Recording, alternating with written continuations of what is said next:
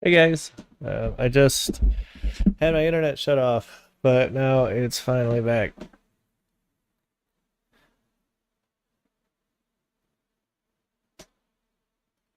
So that was a pain. Anyways, we were looking at the National Bureau of Economic Research um estimate of the incarceration rates of immigrants since 1870. So without further ado,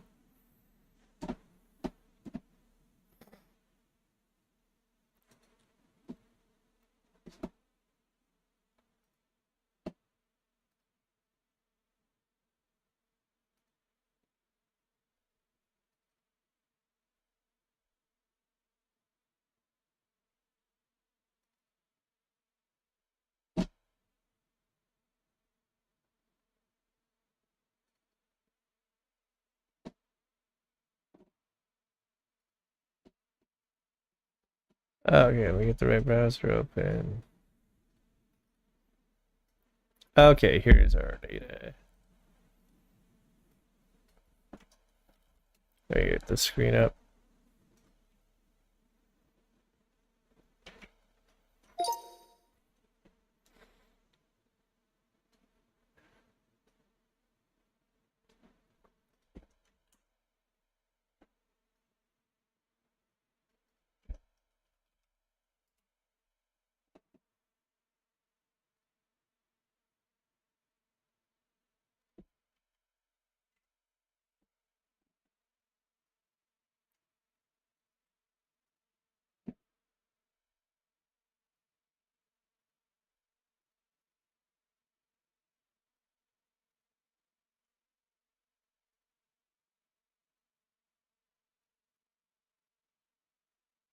Okay, so yeah, figure one, this is like the main data that they look at.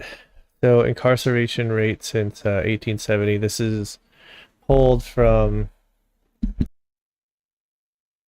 the full count census, which is the decennial census. So when they do every 10 years to count the number of people in the U.S. and then they count the number of people that are incarcerated. It's just men aged 18 to 40 because it doesn't distinguish between nursing facilities. But the vast majority of men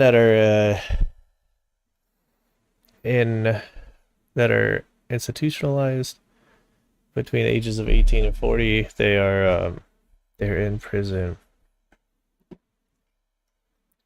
So this data goes way back, and as you can see, every place of origin of immigrants has a lower incarceration rate. So here we have U.S. born incarceration rate. We see it spikes up in the 80s. We see an increase all immigrants, but still being about 60% less. Old Europeans are Northwestern, and New Europeans are Southeastern, South or Eastern.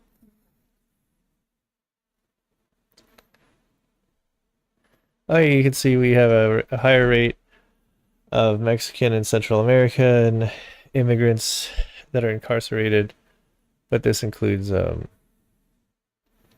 it's still lower than U.S. born population. Okay, so then some more data that they plot for us.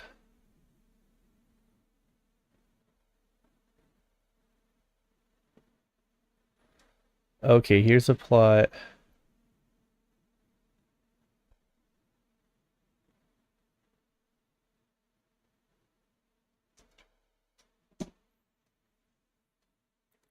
That they have taken into account race, education, age, marital status, and the state that they're in. No FE. Not sure what that stands for. Let's see, how do we?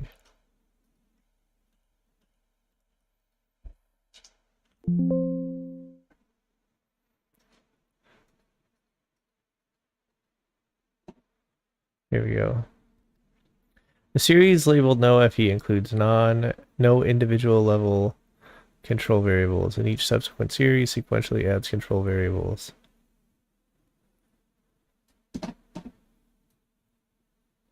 Okay.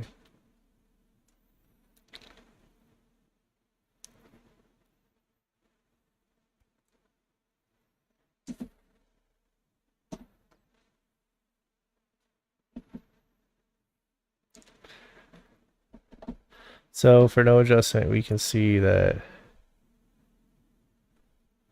the incarceration gap is minus 1.6 about for 2020. What does this gap mean exactly? If you look here.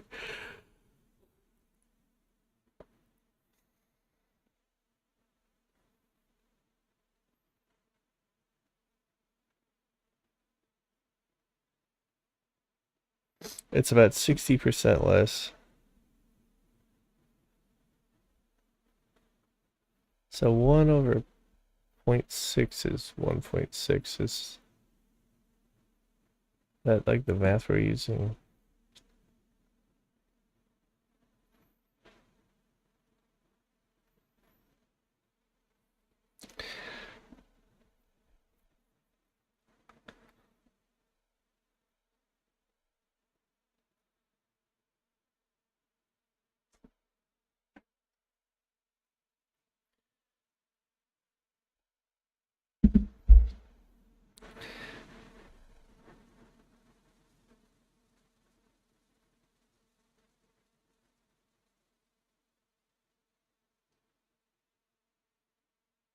So would this education plus education be if they're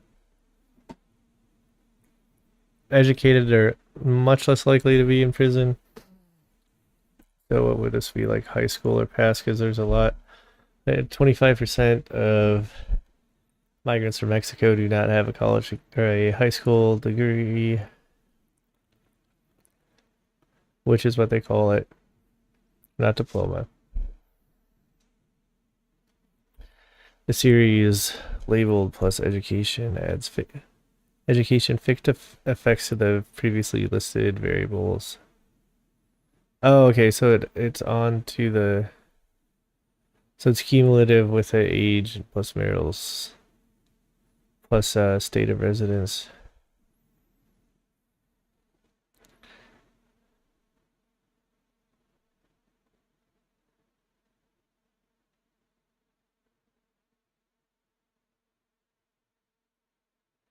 Okay, education refers to an indicator denoting literacy before 1940 and educational attainment from 1940 onward. High school dropout, high school graduate, any college. Panel A compares U.S. born men to all immigrants. Okay, so in every case we can see the higher the education, the lower rates of incarceration. Although it's a modest effect, 1970 and prior.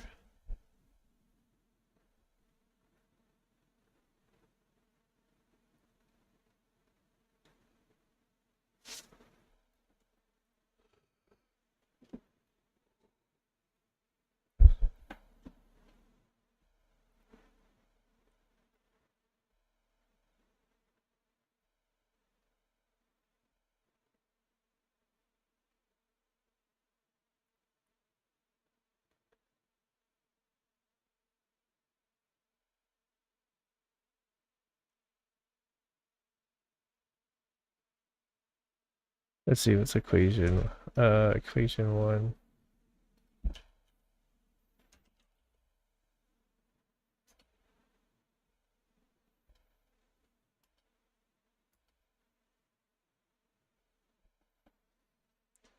Okay. The beta, oh, here we go. Incarcerated equals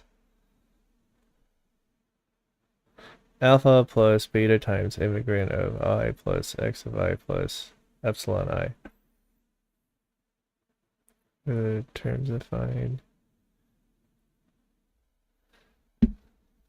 Where incarcerated I denotes if individual I was incarcerated in that census year and immigrant I is equal to 1 for foreign-born individuals. For ease of interpretation, the outcome variable is multiplied by 100. So B captures percentage point differences in incarceration rates. Okay, so for instance, it would be like for all immigrants, it'd be,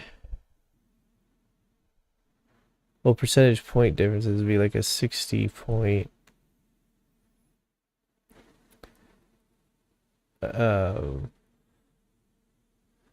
percentage reduction in incarceration rates versus US born.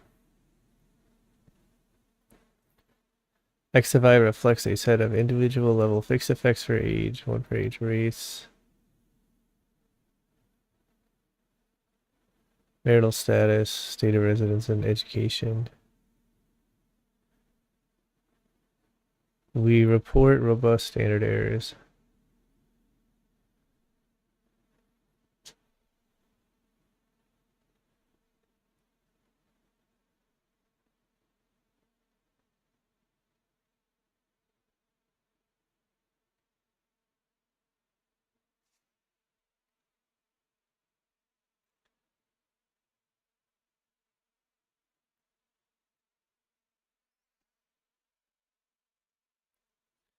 So if they're saying they're educated, does that mean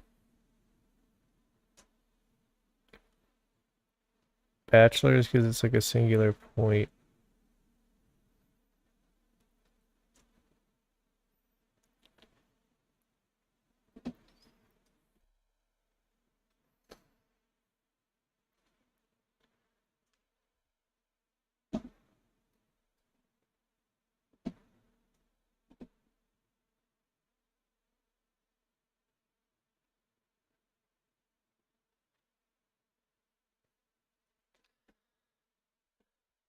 We can see though, age, marital state, and race do not play a large role in incarceration rates. That education does. Okay, so if this is like a negative 2.4,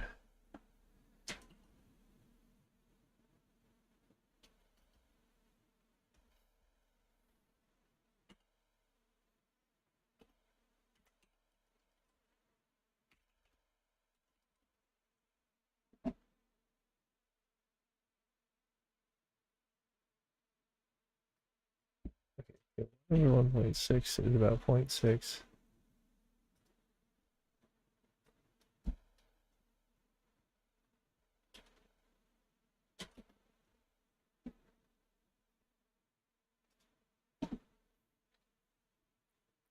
I'm not sure what this means, the gap. It's like, I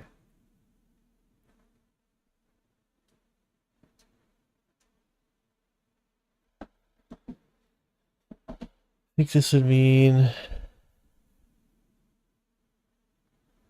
okay, so US born would be 2.4 times as likely, I think is like,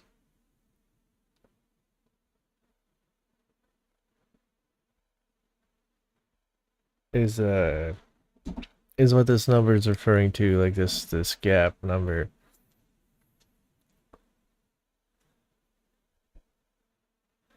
So we look at this, if this is no FE 1.6,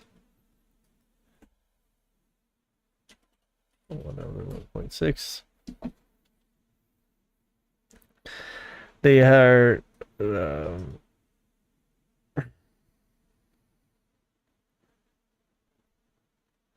but it's not 0.6 as likely, it's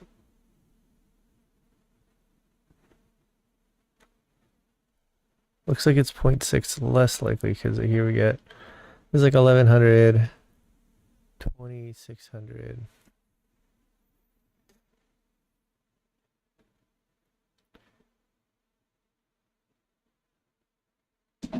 Yeah, if we take like 1100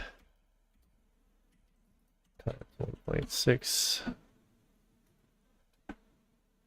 oh no, not 1.6, 60% more.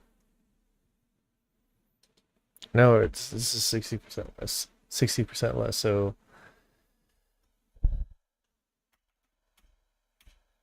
divided by 0.4, 2750. Yeah, that's about lines up here.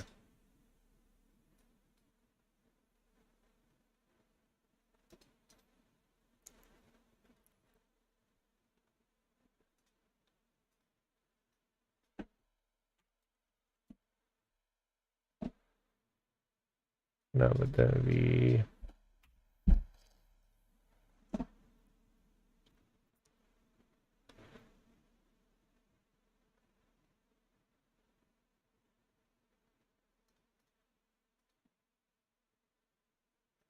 okay. No, so it wouldn't be. It's 1.6 times as likely.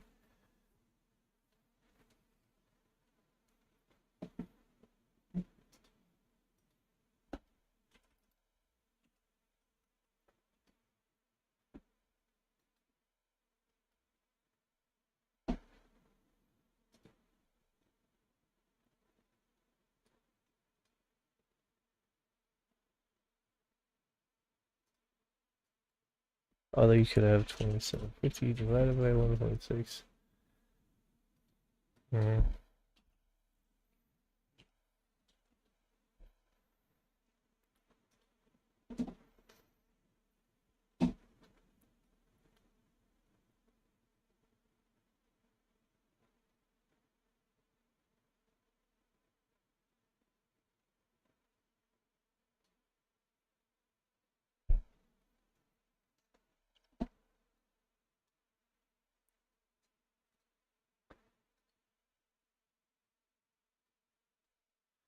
Okay, if we look at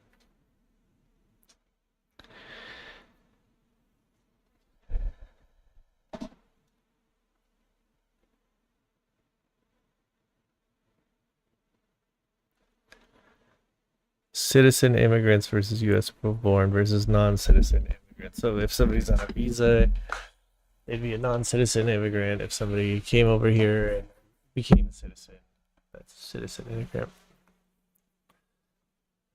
Okay, so citizen immigrants are less likely than non-citizen immigrants to be incarcerated, and both less likely than U.S. born.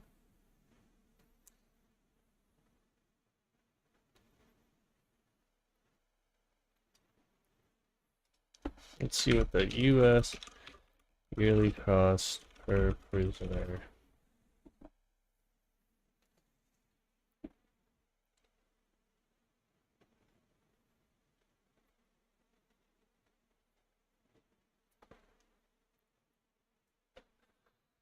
Average cost 36,000 with a huge variance. So Arkansas spends 23,000 per prisoner. Massachusetts spends 307,000 per prisoner.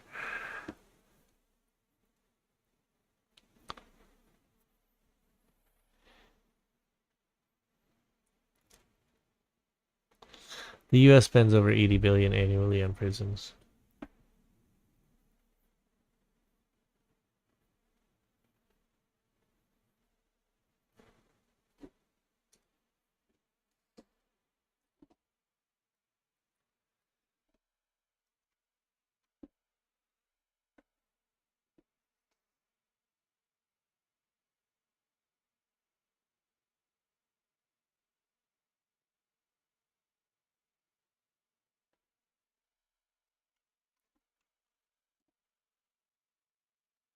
Okay, so the incarceration rate with high school versus no high school,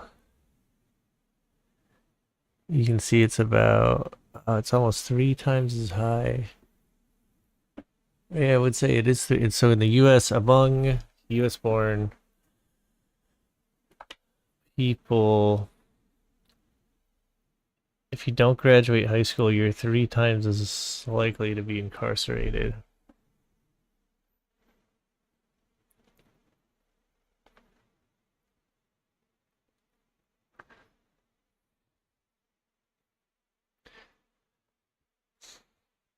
But immigrants with no high school are less likely than the U.S. born with high school degrees.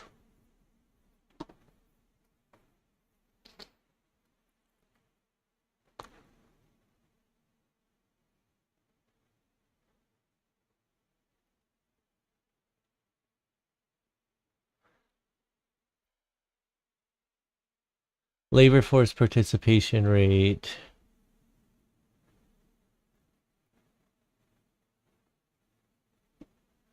Okay, here's a graph of it's showing over time the labor force participation rate. And so is this, I think, 18 to 40-year-olds still. Panels A through D are 18 to 40-year-olds. Okay. So there's a huge decline in the labor force participation rate of U.S. born people with no high school. I can see that. I think back in the 40s too, I think it wasn't as big of a deal if you didn't complete high school. And a lot more people didn't. Yeah, it was 42% of men in 1940. So at age 18 had not finished high school. Or not 42% of the workforce.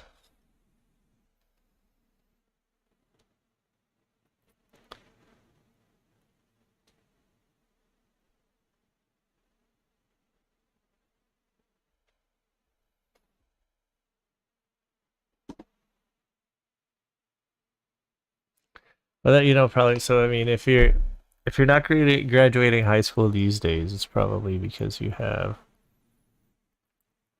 a broken home, which is probably why they have the huge prison rates.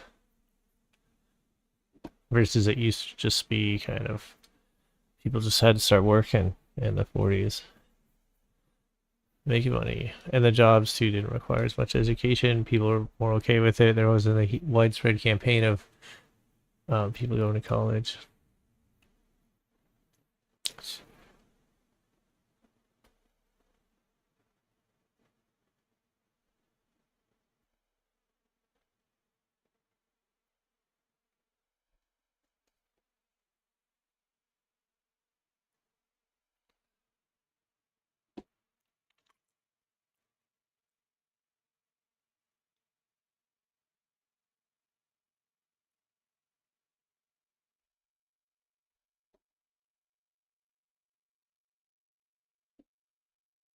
Okay, with high school degrees, U.S. born with high school only. Almost 70% of them have excellent or good health. That's surprising. So 30% don't. Share living with children.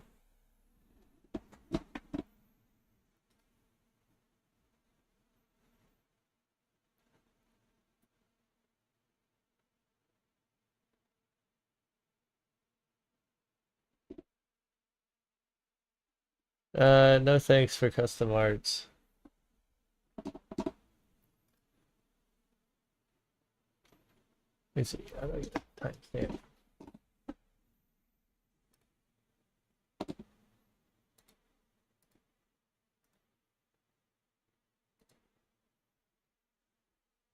No thanks, Amelia.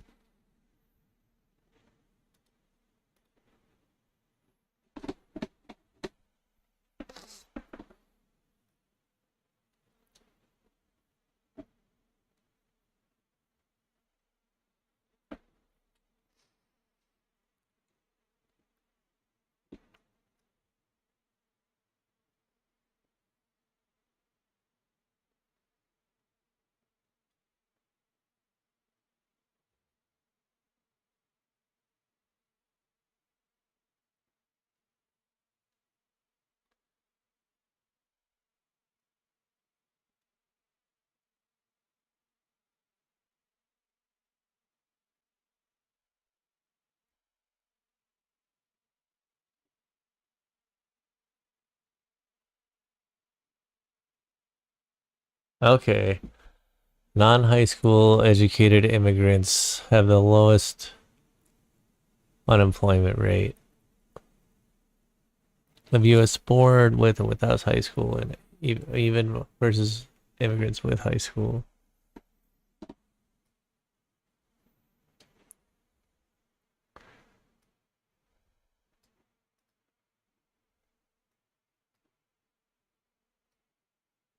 Okay, let's look at this equation again.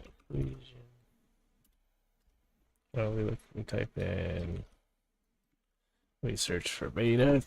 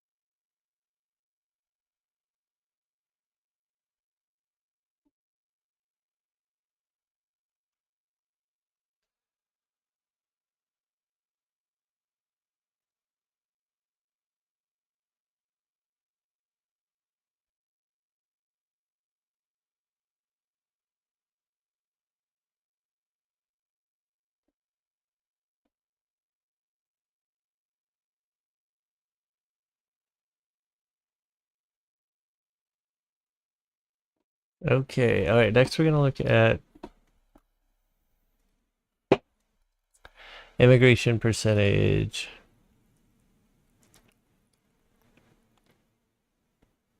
Or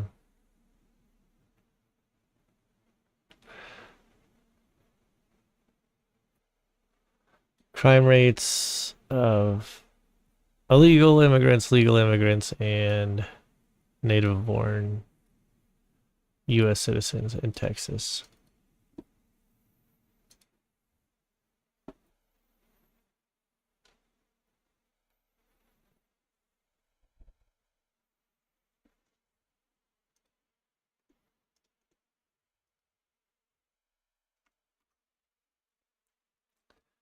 Comparing crime rates between undocumented immigrants, legal immigrants, and native-born U.S. citizens in Texas.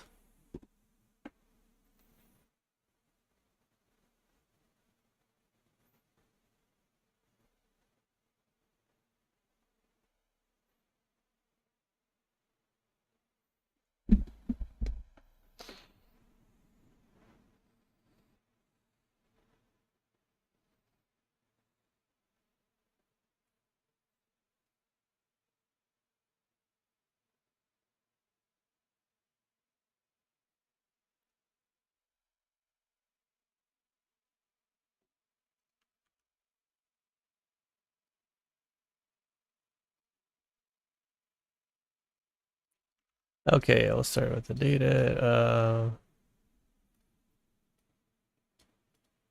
Yeah, we'll put the data first before the explanation.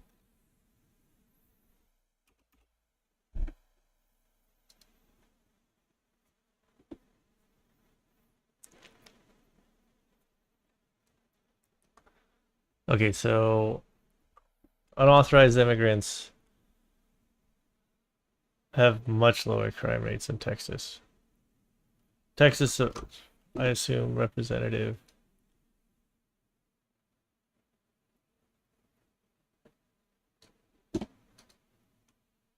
And they have much lower rates of crime for every category of serious crime. Arson rates are super low.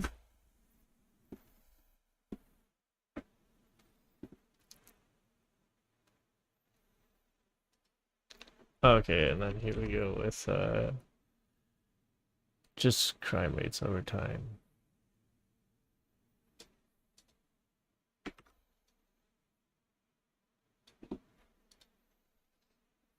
Property crimes also low. And going down in Texas for all groups. Good for you, Texas.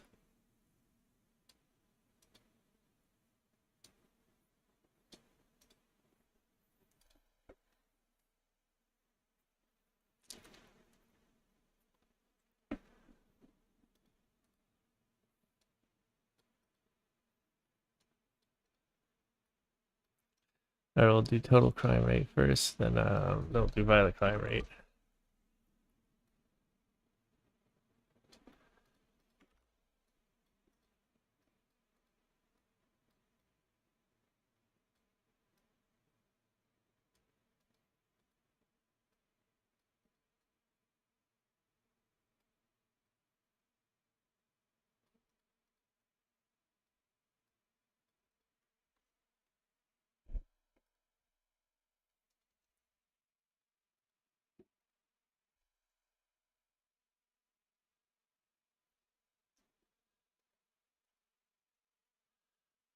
Okay, so much lower crime rates overall for violent and for property crimes and for drug crimes.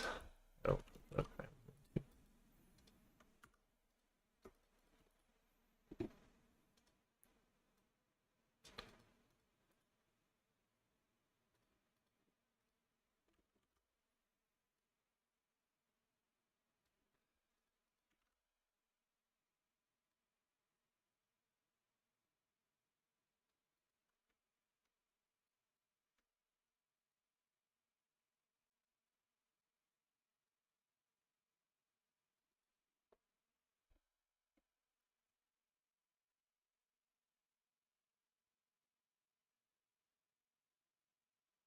Trends in the log transformed undocumented percentage of arrest charges. Okay, so this is, I think, arrest rates minus arrests for immigration violations. So let's summarize this. How they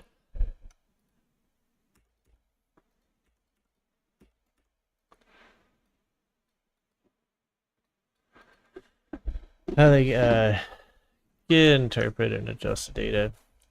We make use of uniquely comprehensive arrest data from the Texas Department of Public Safety. Okay. From Texas Department of Public Safety.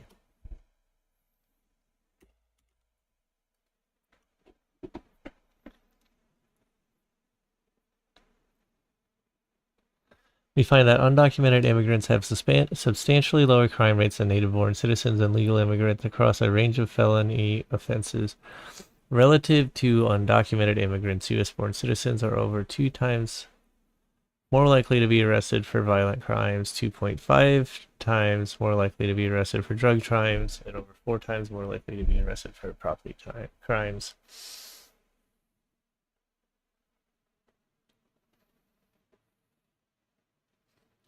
The differences between U.S. foreign citizens and undocumented immigrants are robust to using alternative estimates of the broader undocumented population, alternate classifications of those counted as undocumented at arrest, and substituting misdemeanors or convictions as measures of crime.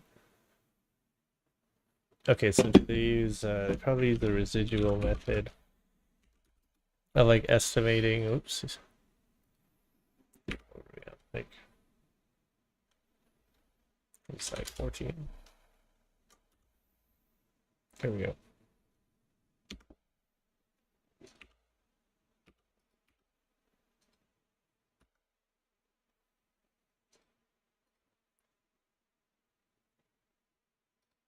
So residual method for estimating. So you have to estimate the population of unauthorized migrants. So you could do that with Pew's method. Pew and Center for Migration Studies use the same method. They get different results, but they're close to each other.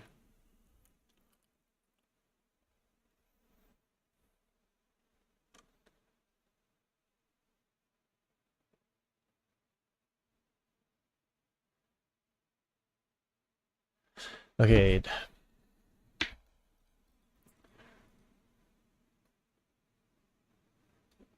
And Yale came out with a new methodology in 2018 that estimates a much higher population of undocumented immigrants. So if you have that, so if you use their estimates, and the crime rate would actually be half, so they'd be something like a sixth is likely, or 1/8 is likely to commit property crimes instead of a fourth. Now, let's see. Population estimation. Residual. UN Center for Migration Studies.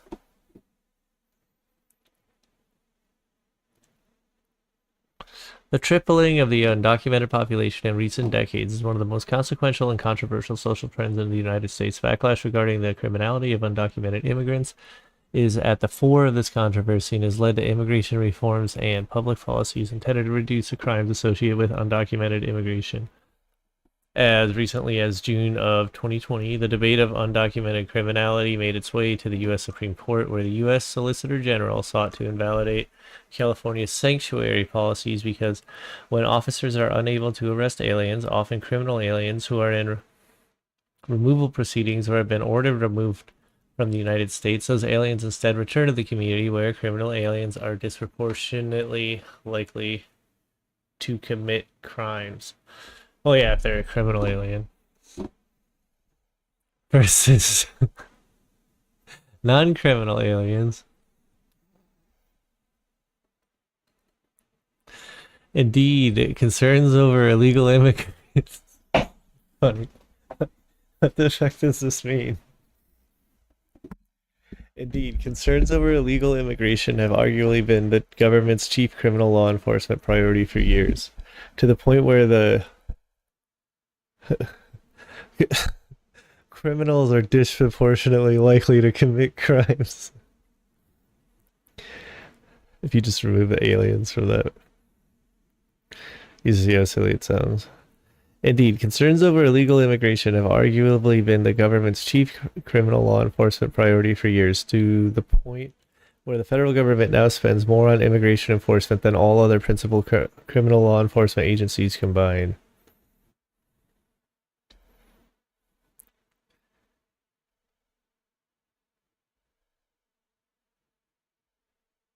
Wow.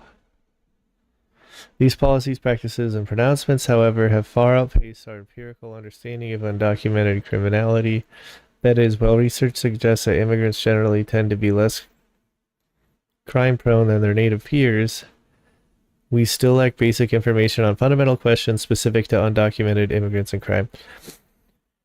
How does the criminality of undocumented immigrants compare to the legal immigrants or native-born citizens? Does this differ by the type of offense, such as property violence or drug crimes? And how has undocumented immigrant criminality changed over time? Each of these questions represents remarkable gaps in our scientific and policy understanding of undocumented immigration. The dearth is largely due to data limitations. Calculating group-specific crime rates is straightforward. Is the number of arrests within a particular group divided by its population. In the case of undocumented immigrants, however, for years we lack reliable estimates for both the numerator and the denominator required for such calculations. Regarding the number of undocumented immigrants, data quality has improved in recent years as the CMS and Pew now produce annual state and national level estimates of the undocumented population ranging from 10.5 to 10.7 million in 2017. Data on undocumented criminality, however, have actually gotten worse over time. Despite the increasing centrality of local police and immigration enforcement, information on immigration status is remarkably scarce in most crime databases. Among the most widely utilized crime data sources, neither the Uniform Crime Reports, the National Crime Victimization Survey, nor the National Incident-Based Reporting System record information about immigration status. In addition, California stopped reporting the number of non-citizens in their custody to the Bureau of Justice Statistics in 2013, and in 2017 became a sanctuary state by limiting information sharing between local criminal justice officials and federal immigration authorities. In 2016, they, along with Nevada, New Hampshire, North Dakota, and Oregon, did not report information on citizenship in their prison populations, and the BJS speculates that other states likely provided undercounts.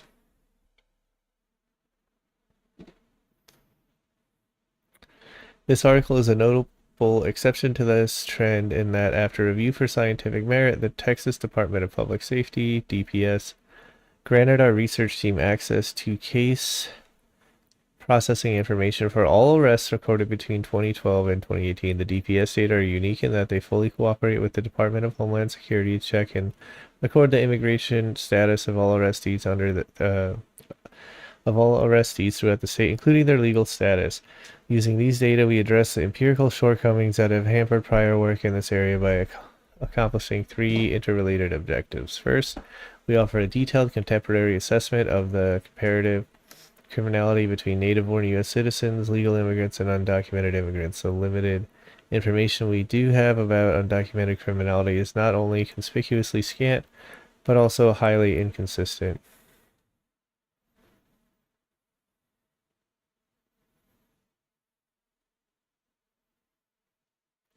A 2018 report from the Cato Institute found that arrest and conviction rates for undocumented immigrants are lower than those of native-born individuals. Research by the Crime Prevention Research Center in that same year, however, reached the opposite conclusion. Let's see. Cato Institute and Crime Prevention Research Center.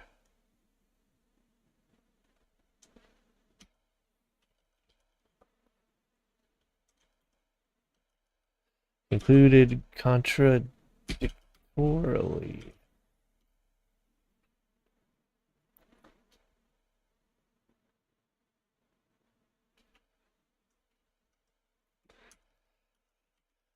Conclusions are contradictory.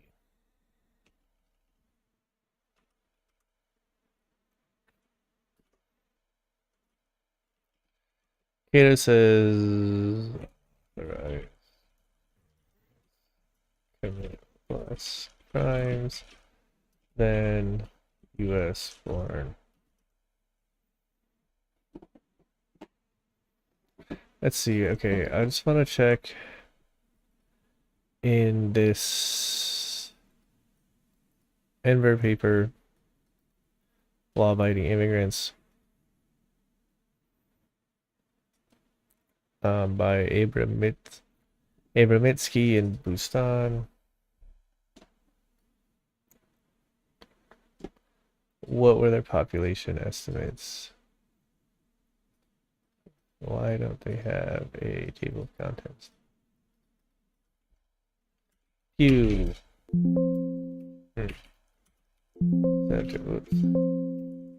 Center for Migration Studies? No. Okay, it's CMS. No. Residual. Fuck. Inflow, outflow, out model? Huh. Well, they have to have the population estimate.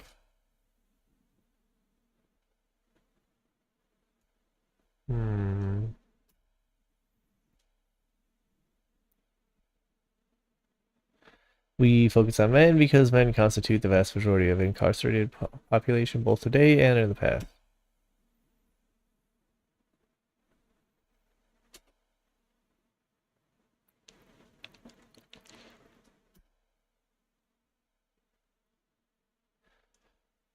Okay, so yeah, so to have their rate of incarceration, they need to have an estimate on the number of unauthorized immigrants.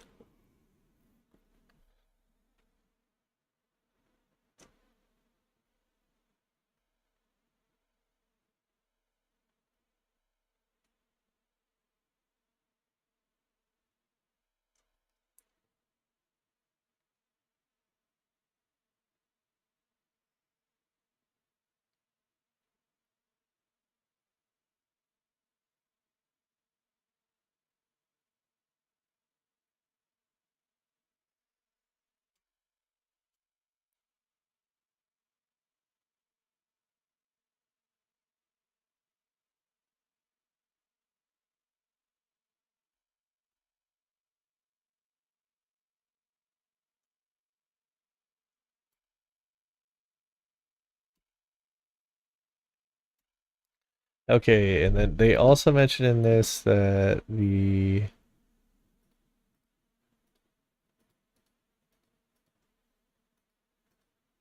there's 30% unauthorized immigrants are 30% less likely to be incarcerated than U.S. born whites.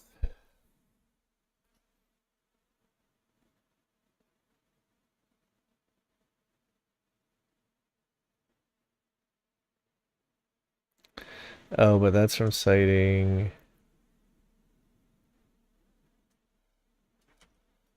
other research.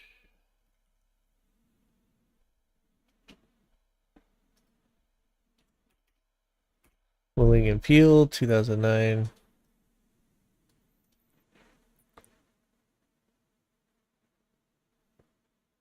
Wait, what is this?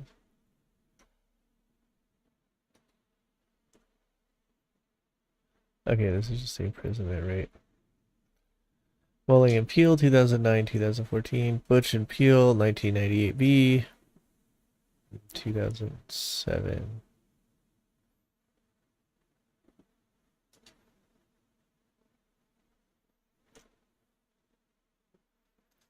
Okay, so in their citations,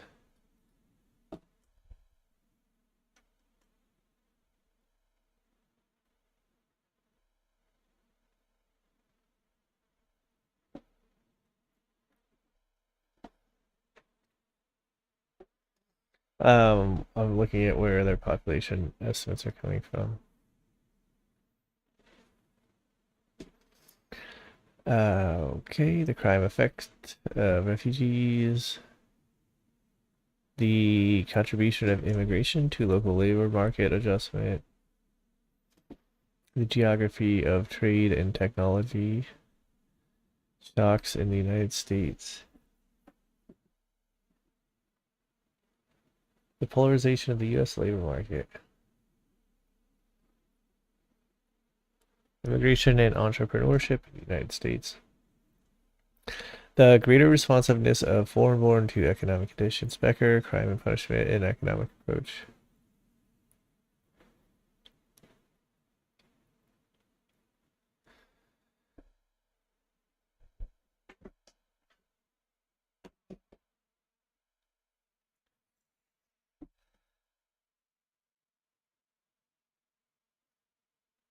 Oh, this looks like a good paper. An examination of first and second generation immigrant offending trajectories.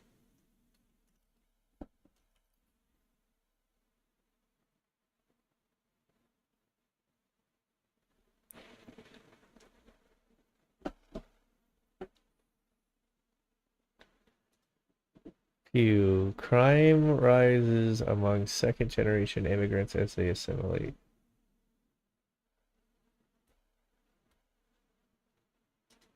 Okay, second generation would be people born in the US to immigrant parents.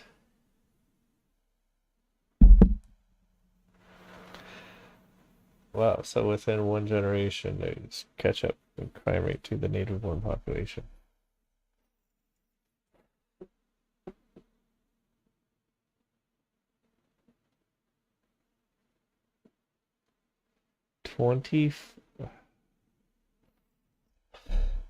At age 16, 25% of the native population was involved in at least one crime in the previous year. Is this like self-reports? Self-snitching?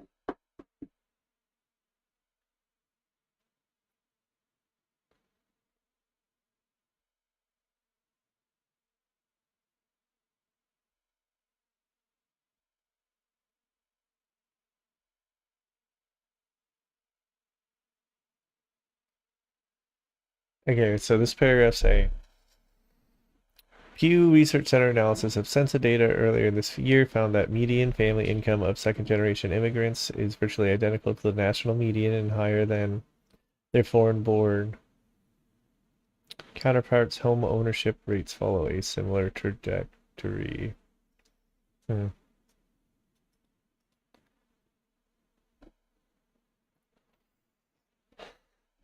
I doubt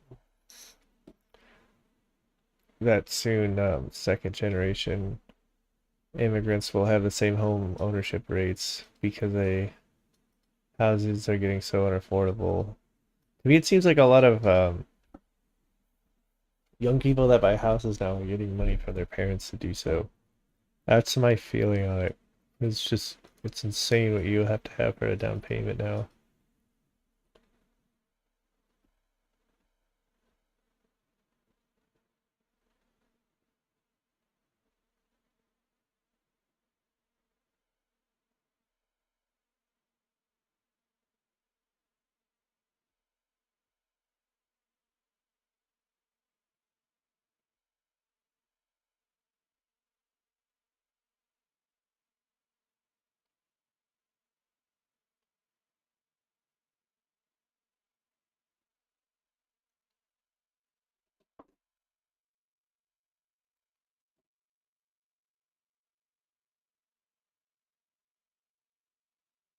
Hmm.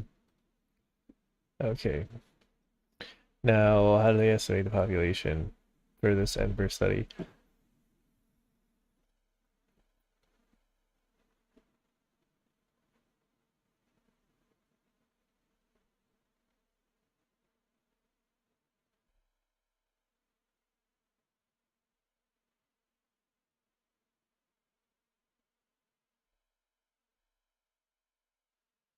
Deaths of despair and the future of capitalism, Princeton.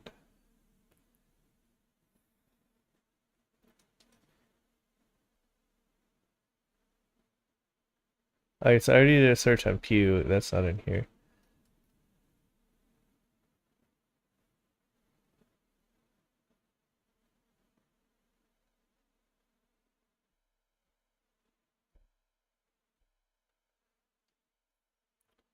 Dustman and Landerso, 2021. Child's gender, young father's crime, and spillover effects and criminal behavior.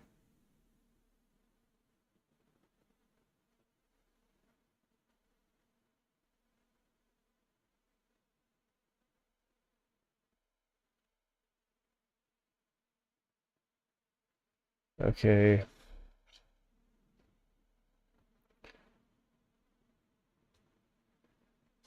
Let's see.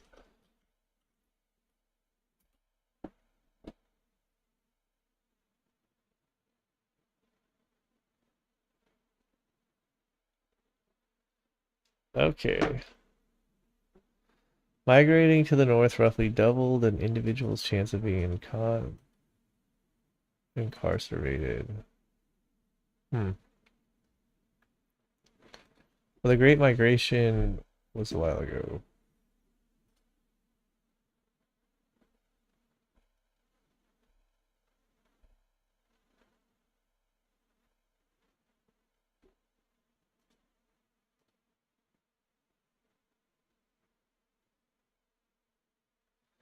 The economics of crime, house crime, and votes. If you had apples. Racial bias and policing. Where does this get cited?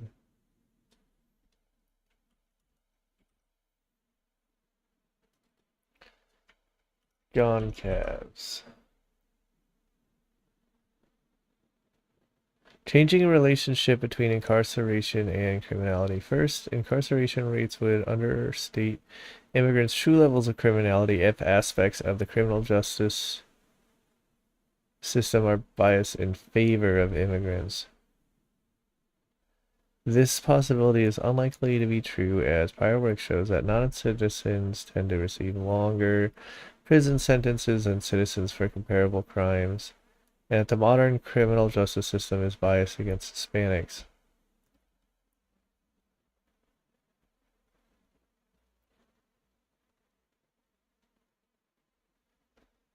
Thus, unless the criminal justice system has become substantially less biased towards immigrants and now favors immigrants over the U.S. foreign,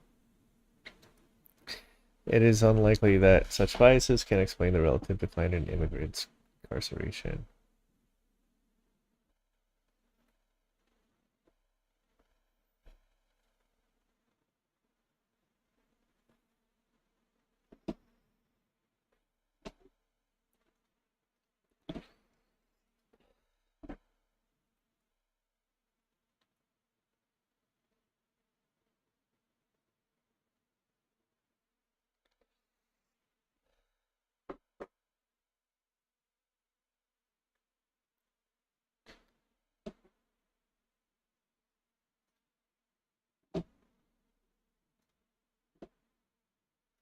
Okay, so Conclave is here. Decennial census population counts for states.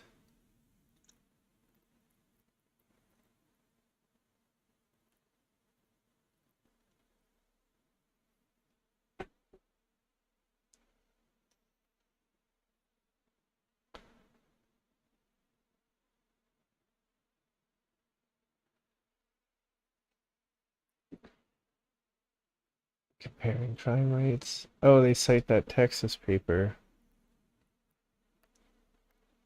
What do they have to say about it?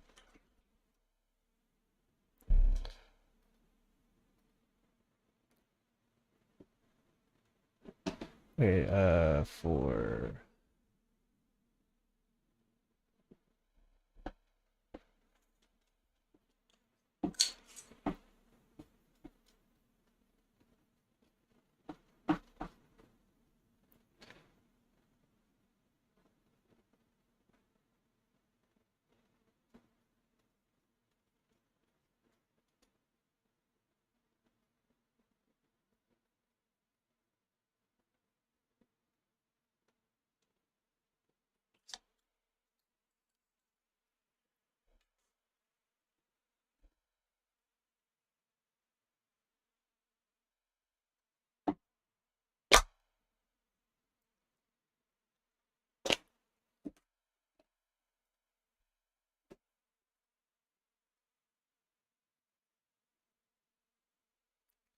this possibility is unlikely to be true.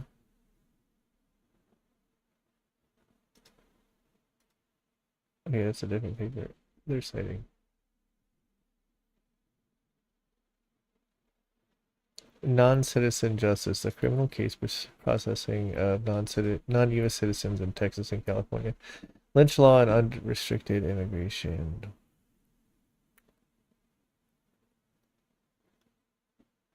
1891? Oh, yeah, they cited that senator.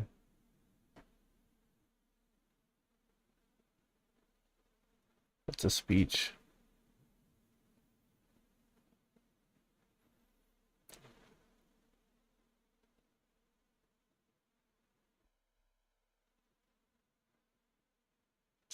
Where's the population estimate? Do immigrants threaten U.S. public safety? 2019. Immigration regional conditions.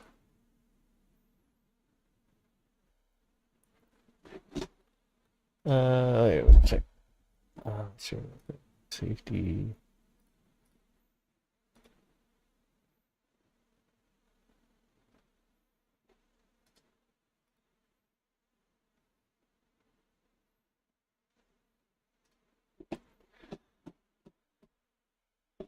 Does marriage reduce crime? Does it?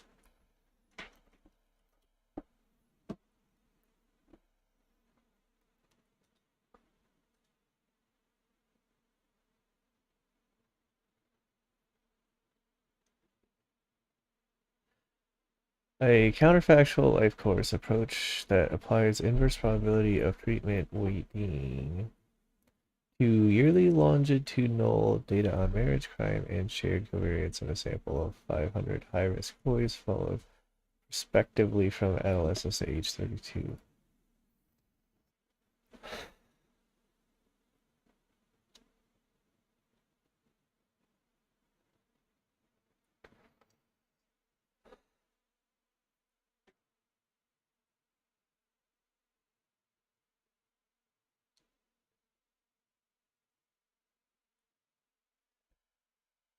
Okay, being married is associated with an average reduction of approximately 35% in the odds of crime compared to non-married states for the same man.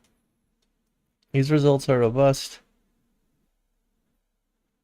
supporting the inference that states of marriage casually or causally inhibit crime over the life course. Interesting.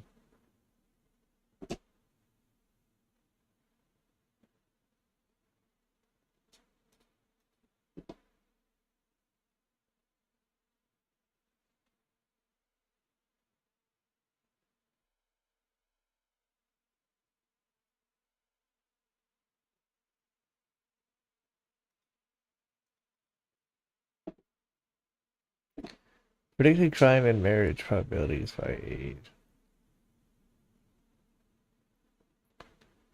Okay, we saw this is shifting.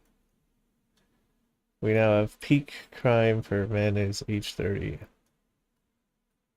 Um, which just seems to be caused by the fact that younger generation is less.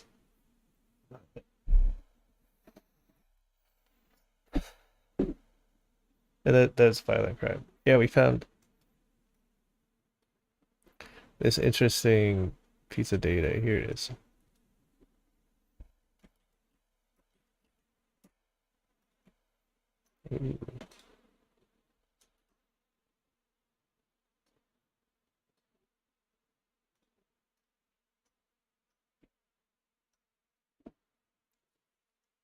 See, in 2019, peak crime is age 30. It just seems that younger people are less criminalistic. So typically we see crime go down, so we should kind of see like a movement of the peak, but then also a shrinking of the peak as well as men currently age 30 age.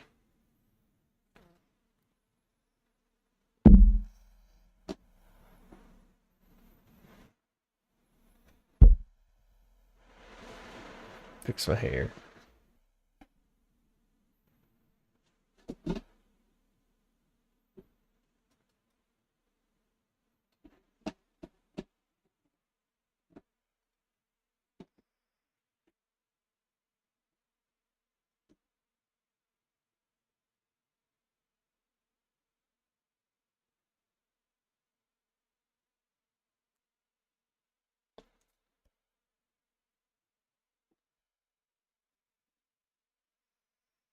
Oh, here we go. U.S. Department of Homeland Security Yearbook of Immigration Statistics. Okay.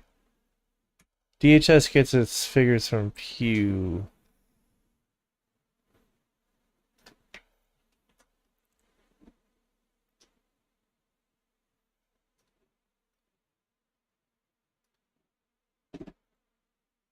Let's see, 2018.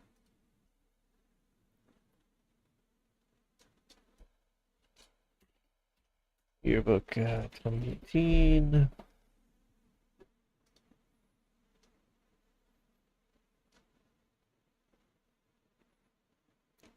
course, it's like one of the very last sources is the immigration estimation.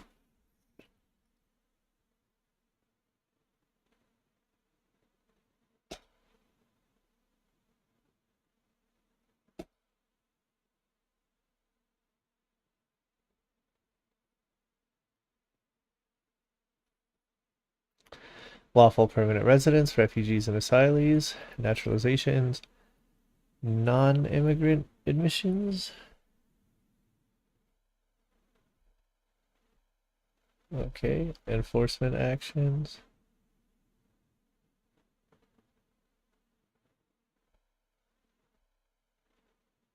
Oh, okay, so it's people that come temporarily. Enforcement actions include foreign nationals who are determined inadmissible, apprehended, removed, or returned for violating the Immigration and Nationality Act.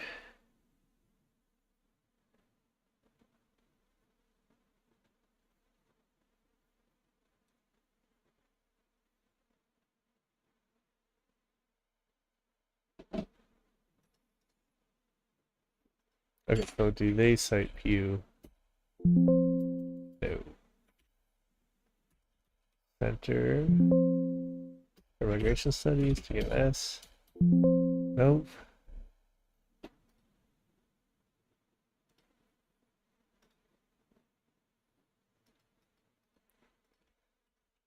Table 33. Aliens apprehended.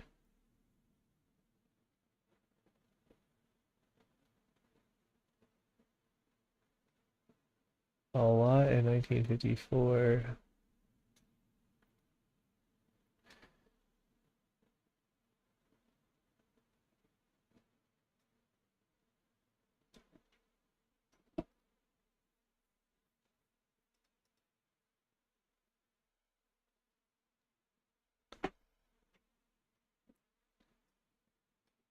Okay, so all apprehensions are done by Customs and Border Patrol,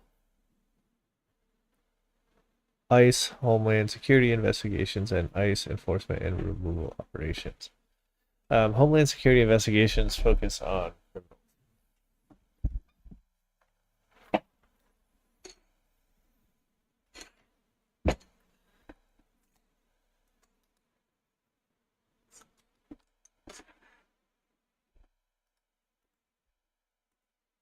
Okay, we should download this. Let's see the 2023 one.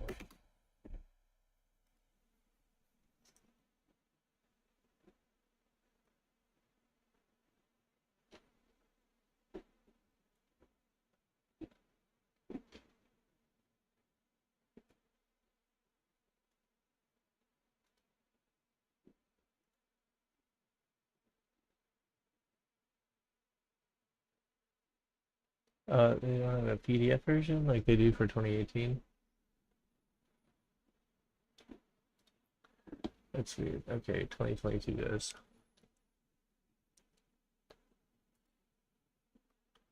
Okay, we're gonna download this to our immigration folder.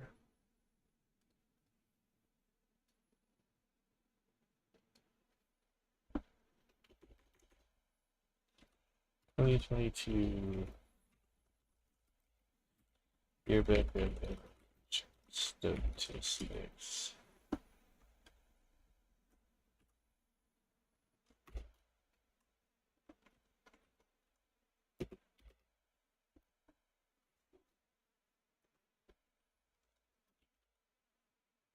Office of Homeland Security. So this doesn't estimate the population numbers.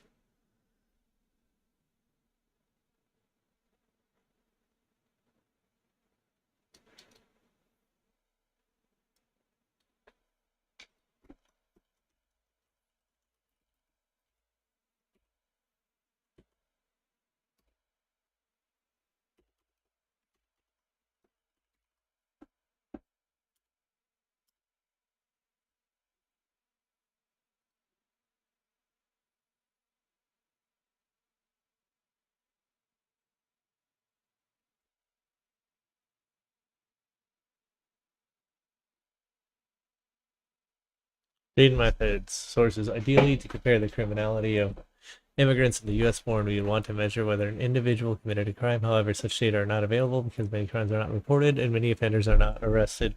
As a result, two common proxies for crime are arrest and incarceration.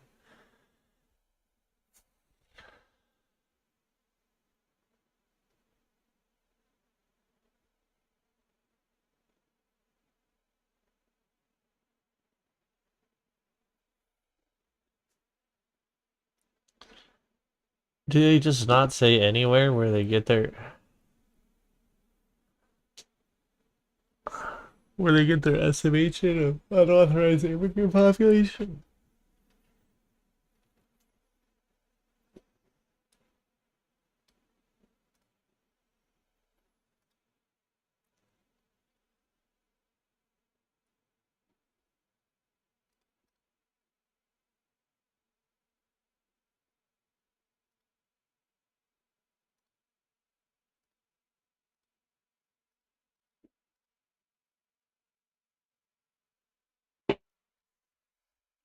These are figures for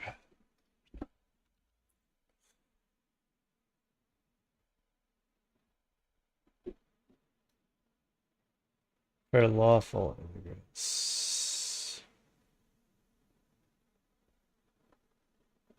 Hmm.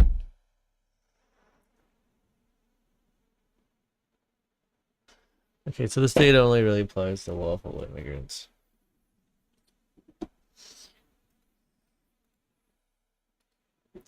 Whereas this data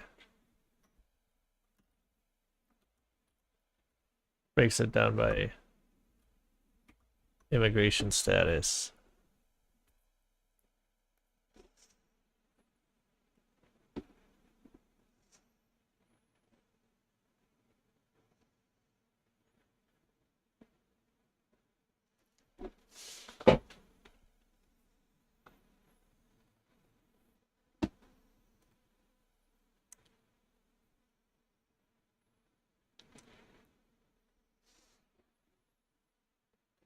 Okay.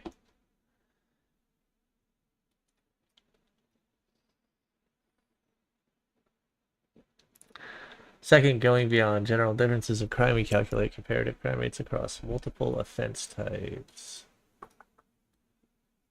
Okay, detailed contemporary assessment of the comparative criminality between native born citizens, legal immigrants, and undocumented immigrants.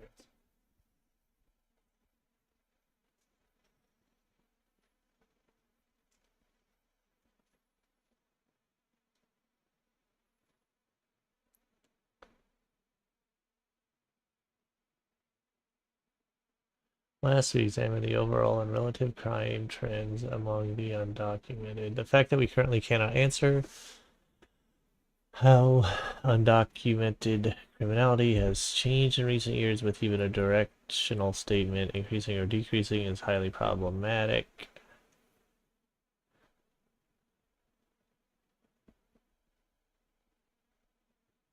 Particularly in light of the substantial enforcement initiatives implemented under Presidents Obama and Trump to decrease the burden of immigrant crime.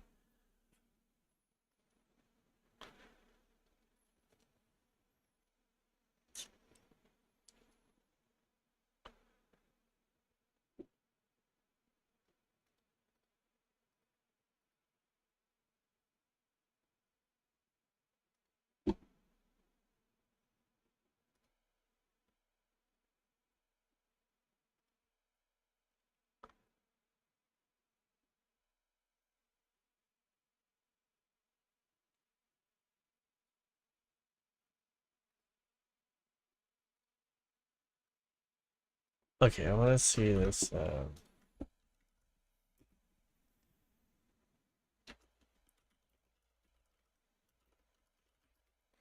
Crime Prevention Research Center, illegal immigrant crime.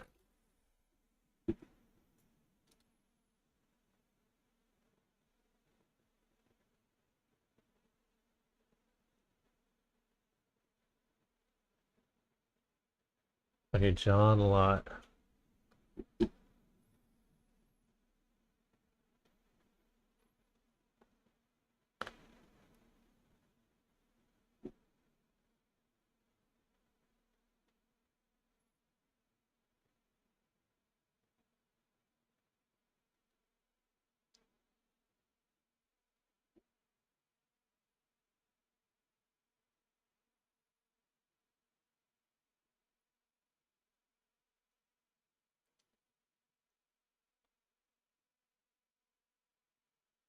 Lott. Okay, so this study.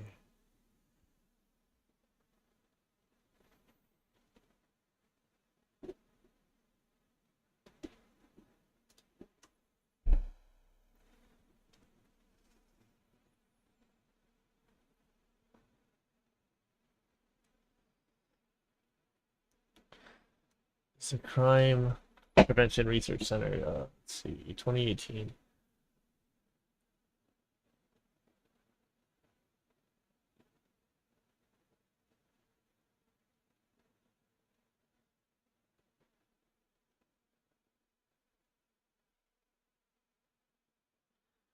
The report from the Crime Prevention Research Center used a previously untapped set of data from Arizona that detailed criminal convictions and found that illegal immigrants between 15 and 35 are less than 3% of the state's population, but nearly 8% of its prison population.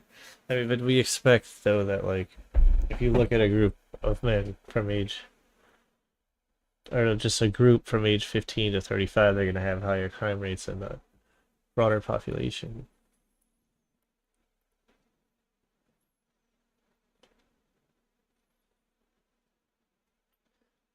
That's why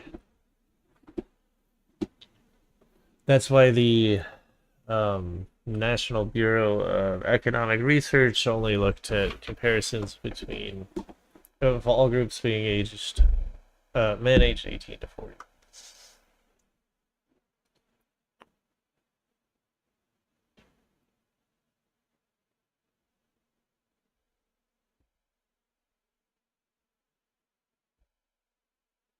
Okay, what's the name of the study?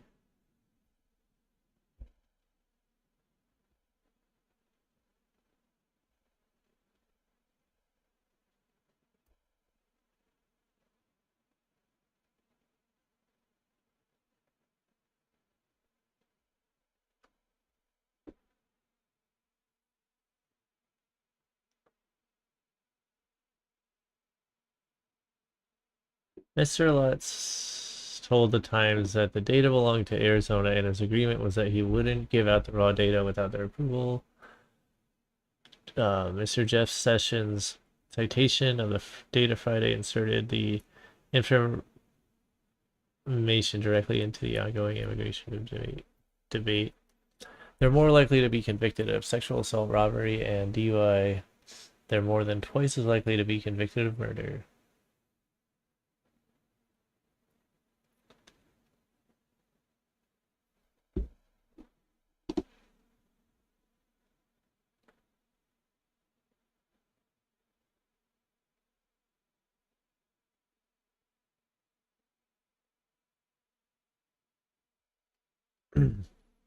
What's the name of the study, though?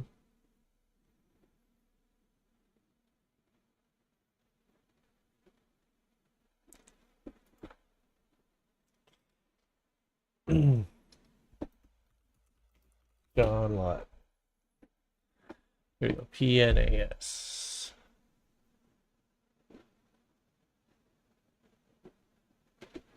Okay, KO Institute has a whole article that's a rebuttal.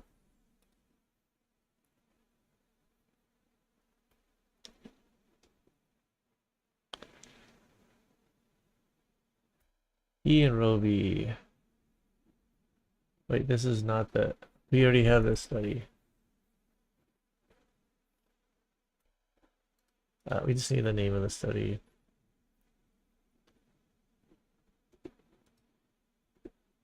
Okay, here's a working paper. So Cato links directly to it. Alright, let's get the title going for this study.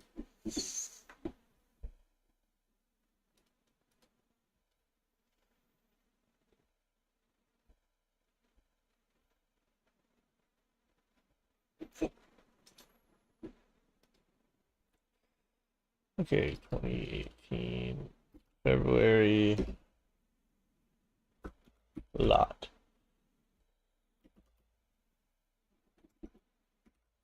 Undocumented immigrants, U.S. citizens, and convicted criminals in Arizona.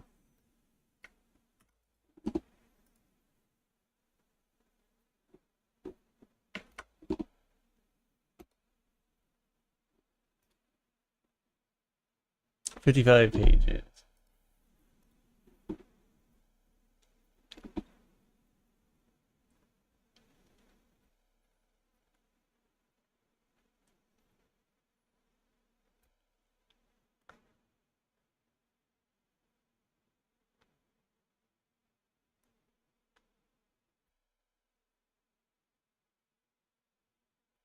Undocumented immigrant share of the Arizona population appears to have varied considerably over time. Using the U.S. Census, the Department of Homeland Security estimated that the undocumented immigrants made up 2.4%, 6.4%, and 5.5% of the state's population in 1990, 2000, and 2010, respectively. Figure 1.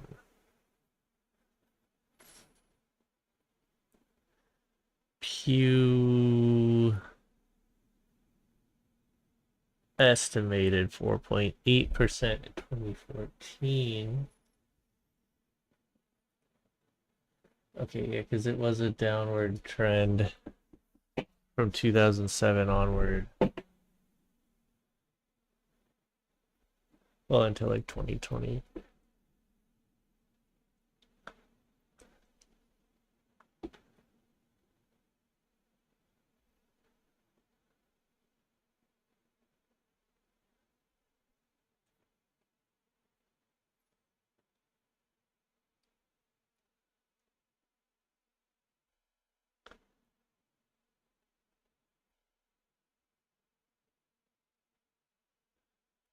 Okay,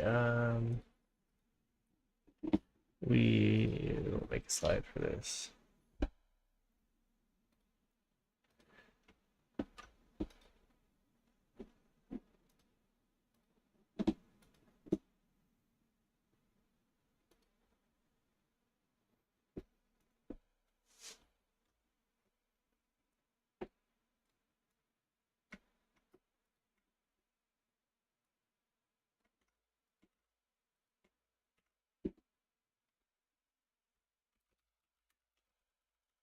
John Lott.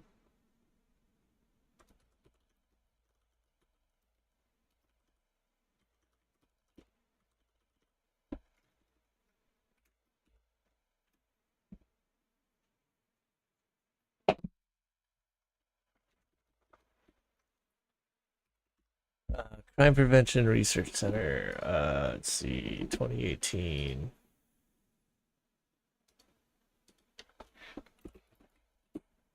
Okay, we're not gonna look at this tonight.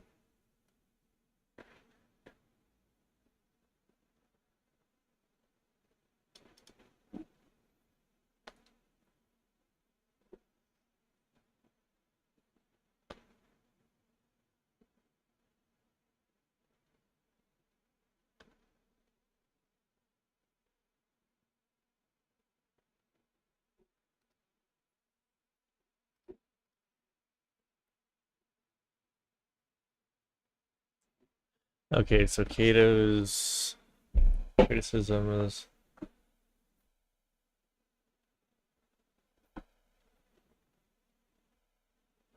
Lott wrote his paper based on a data set he obtained from the Arizona Department of Corrections that lists all admitted prisoners in the state of Arizona from 1985 to 2017. According to Lott, the data allowed him to identify whether they are illegal or legal residents.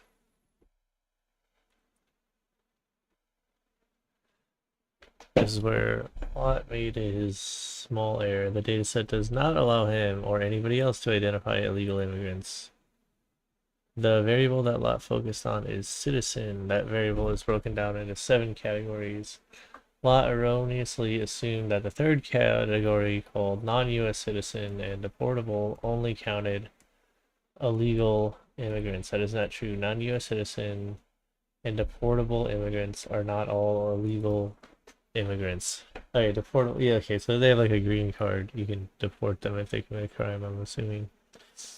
A significant proportion of non-US citizens who are deported every year are illegal immigrants who violate the terms of their visas in one way or the other, frequently by committing crimes. According to the American Immigration Council, about 10% of people deported annually are lawful permanent residents or green card holders. And that doesn't include the non-immigrants on other visas who were lawfully present in the United States and then deported. I will write more about this below.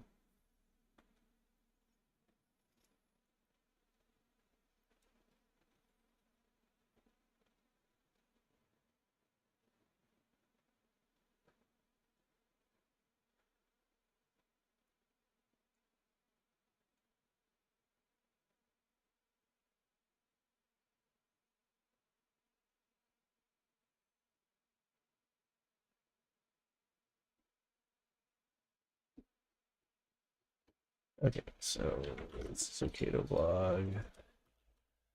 This is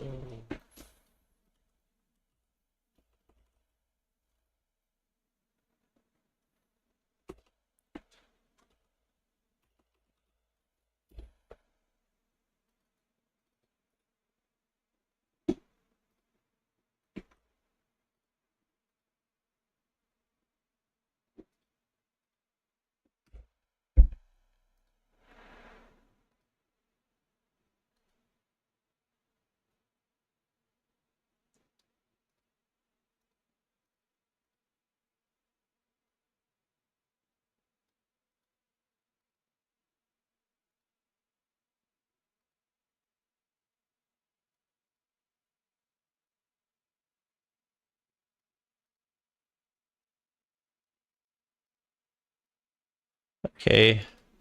All right, I'm getting sleepy, so I'm gonna call it a night. But yeah, we learned a lot about the crime rate tonight, including how they estimate the populations, which is really important. I wish they could estimate it better, but obviously I can see their natural constraints. But